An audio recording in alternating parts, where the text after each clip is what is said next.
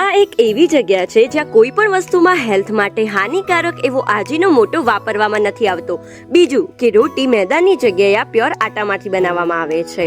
Pure ingredient, aesthetic ambience અને authentic Punjabi test માટે one stop destination એટલે હાંડી છડિયાદી. અહીંના સ્ટાર્ટર જ એટલા બધા છે કે તમે મેઇન કોર્સ સુધી પહોંચી જ નહીં શકો. જૈન અને સ્વામિનારાયણ ફૂડ પણ અવેલેબલ છે.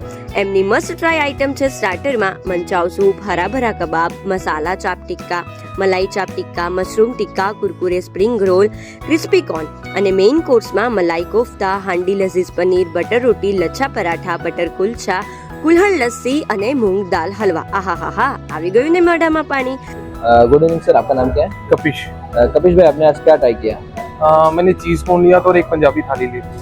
अच्छा, टेस्ट कैसा लगा सर आपको? तो बिल्कुल बढ़िया, बिल्कुल अच्छा, नॉर्थ इंडियन था?